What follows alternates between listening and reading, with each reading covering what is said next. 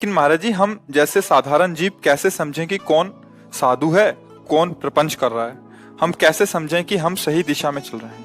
साधु कौन है ये श्री भगवान जानते हैं, या भगवान के प्रेमी महापुरुष जन जिसे अपना परिचय दे दे तो जान जाए, अन्यथा नहीं। किसी बाहरी लक्षणों से आंतरिक स्थिति का परिचय प्राप्त नहीं किया जा सकता। ये प्राकृतिक नहीं होती, ये आनंदमयी चिदानंदमयी स्थिति होती है जो प्राकृतिक नेत्रों से और प्राकृतिक बुद्धि से अनुमान नहीं किया जा सकता। फिर भी जैसे एक दीपक घर में जल जाए तो झरोखों से पता चलने लगता है कि अंधकार नष्ट हो गया, दीपक प्रकाशित हो गया। ऐसे ही कुछ ऐसे लक्षण होते हैं जिनसे पता चल जाता है कि भगवान का प्रकाश इनके हृदय में हो गया है। क्या? उनकी वाणी शास्त्र सम्मत होगी। पहला, उनके आचरण उनकी वाणी से मिलते होंगे। वाणी में कुछ और है, आचरण में कुछ और है, मन में कुछ और है। यह साधु का लक्षण होता है। साधु का लक्षण होता है जो वाणी में वही मन में वही आचरण में।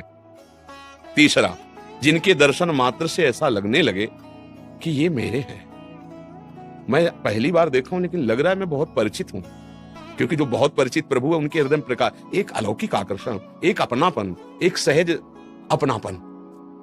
चौथी बात, उनके समीप बैठने से जलन पैदा हो जाए अपने दोषों की, कि मैं कितना निकृष्ट हूं, मैं ऐसा गंदा आचरण करता हूं, मैं ऐसा नीच आचरण, मैं इसको त्याग दूंगा। जिनके समीप जाने से गंदे आचरण, गंदी वृत्तियों के त्यागने का उत्साह हो जाए और गंदी वृत्तियां अब सहनशील ना हो, असहनीय हो जाए कि अब मेरे अंदर से दोष हटना चाहिए। जिनके संग से नाम का परिचय मिले, नाम जपने की प्रियता मिले, आचरण पवित्र रहने की प्रियता मिले, हृदय में ऐसा बल प्राप्त हो। बाहरी कुछ लक्षण ऐसे हैं जिनसे साधु संघ का परिचय जाना जा सकता है। नहीं तो महत्संगस्तु सुदुर्लभ हो, बड़ा दुर्लभ है महापुरुषों का संग प्राप्त होना।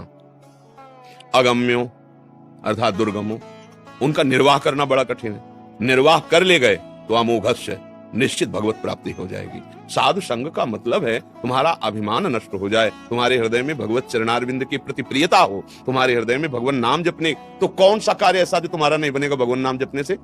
दैन्य हो जाओगे तो स्वामी तुम्हारी रक्षा करेगा, नाम जप करोगे तो जो चाहो खरीद सकते हो।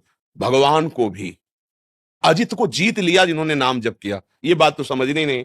अपना फोटो डलवाना, अपना नाम डलवाना, तो क्या तुम संत संग का लाभ प्राप्त कर पाओगे? बाहर जाओगे वही वासना का खेल खेलोगे और ये जरूर कहोगे कि हमने बड़े बड़े संतों का संग किया है। संत संग अपवर्ग कर, संतों का संग दुर्गति, द्वंद्व, कुवासनाएं, भय, विषाद, चिंता, इनसे मुक्त करने के लिए होता है। जिनके संग से ऐसा रंग चढ़ जाए, जिनके दर्शन से तुम्हारा मन भयभीत हो जाए, कुमार्ग में जाने से डरने लगे, उन्हें भगवान का दास समझना चाहिए, उन्हें संत समझना चाहिए। बकाया संत तो भगवान श्रीमुख से कहते हैं कि जाने संत अनंत समाना। कैसे उस अनंत की महिमा जो शास्त्रों में गाई गई उसको अपने हृदय में बंदी बना लिया प्रेम से, तो उन संतों की महिमा का कैसे वर्णन किया जा सकता है?